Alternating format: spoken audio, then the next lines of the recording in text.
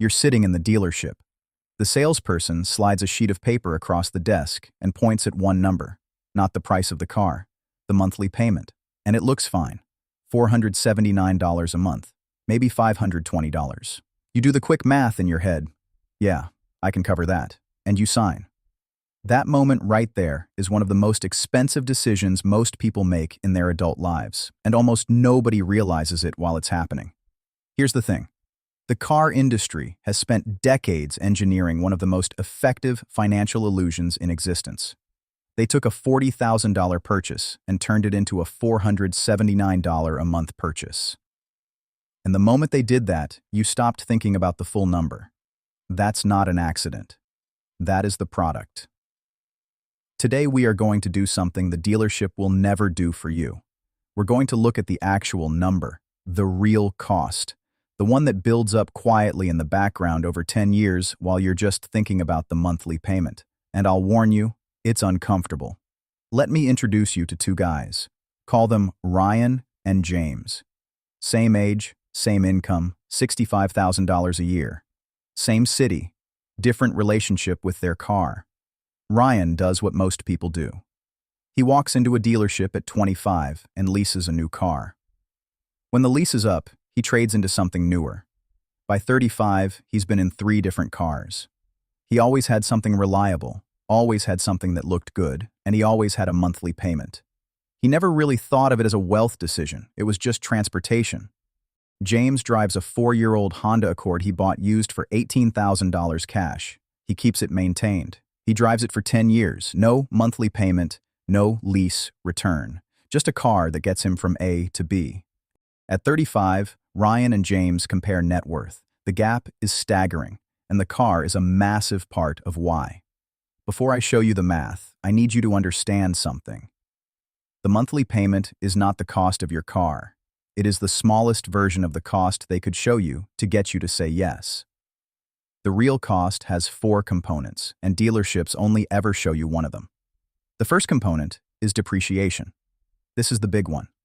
A new car loses roughly 20 to 30% of its value in the first year alone, according to Carfax. By year 5, the average new car has lost between 50 and 60% of its original value.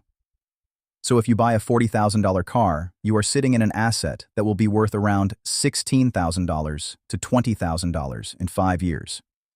You didn't just buy a car, you purchased a $20,000 loss. The second component is financing. According to Experian, the average new car loan in 2024 was $40,927 at an average interest rate of 7.1% over 68 months. Run that through a loan calculator, and you're paying roughly $9,400 in interest alone on top of the purchase price. You paid $40,000 for a car that was worth $16,000 at the end of the loan and paid $9,400 extra for the privilege of doing it slowly. The third component is insurance. A new finance car requires comprehensive and collision coverage.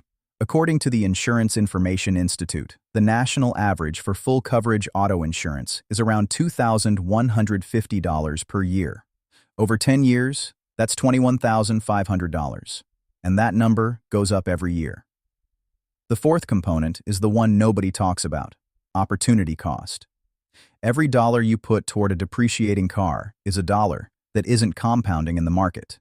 If you're paying $500 a month on a car payment, that's $6,000 a year. Invested at the historical average market return of 7% annually, $6,000 a year over 10 years becomes roughly $83,000. You didn't just spend the money, you canceled the growth. Now let's put Ryan's number together. Over 10 years, Ryan has been in 3 cars. He's dealt with depreciation losses, financing interest, and full coverage insurance on each one. His total cost, depreciation losses, interest paid, insurance, taxes, registration, and basic maintenance lands somewhere between $95,000 and $110,000 over the decade. On top of that, the $500 a month he was always paying could have become $83,000 in investments. We're talking about a real economic cost north of $150,000 for transportation. Let that land for a second. James paid $18,000 cash for a used Accord. No interest, liability-only insurance for most of those years at roughly $800 a year. Basic maintenance. Over 10 years, his all-in cost is around $28,000 to $32,000. And because he had no car payment, he was investing the difference every single month. The gap between Ryan and James is not a small lifestyle difference. It is a six-figure wealth gap, created entirely by one recurring decision that most people don't even think of as a financial decision. Here's the metaphor I want you to carry with you. Most people think of their car as a monthly payment.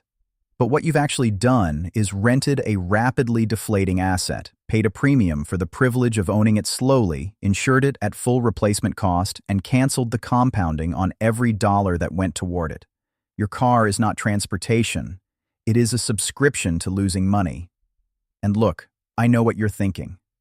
My car is a necessity. I need it to get to work. I don't have a choice. And I hear that.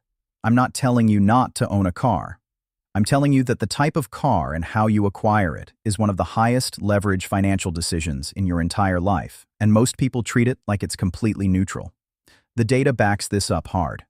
According to the Bureau of Labor Statistics Consumer Expenditure Survey, transportation is the second largest expense category in the average American household, behind only housing.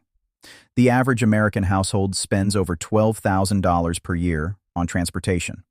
Most of that is the car. And unlike housing, your car produces zero return. It does not appreciate. It does not generate income. It loses value every single day it sits in your driveway. So, what do you actually do differently? Because I'm not here to make you feel bad. I want you to walk away with a framework. First, buy used, always. The first owner takes the depreciation hit. When you buy a car that is 3 to 5 years old, someone else absorbed that 40 to 50% drop. You get the same reliable transportation at half the price. A 3-year-old Toyota Camry with 35,000 miles is not a compromise. It is a financially intelligent decision. Second, if you finance, keep the loan short and the rate low. Never extend a car loan beyond 48 months just to lower the monthly payment. Stretching to 72 or 84 months is how you end up underwater. A longer loan does not mean a cheaper car. It means a more expensive car with the illusion of affordability. Third, run the 10-year number before you sign anything. Not the monthly payment. The total. Add up the purchase price, estimated interest, insurance over the ownership period, and registration. Then calculate what that monthly payment would become in the market over 10 years. That is the real price tag. Most people have never seen it. Once you see it, you can't unsee it. The people who build serious wealth before 40, the ones who seem like they're ahead of everyone else without making dramatically more money, almost always have one thing in common. They figured out the car game early. They drive reliable, paid-off vehicles. They redirect that freed-up cash into assets that grow. And they watch the gap between themselves and their peers widen every single year. Your car does not need to be impressive. Nobody who actually has money is judging you for your car. The person driving the paid-off 5-year-old Civic is in a fundamentally different financial position than the person in the leased BMW, and from the outside, you'd assume it was the other way around. The number over 10 years is real. It is sitting in your future right now, growing quietly in the wrong direction. And you have the ability to change it, not by making more money, but by making a different decision the next time you're sitting in that dealership chair and someone slides a monthly payment across the desk. Look at the full number. Not the monthly. The full number. And then decide.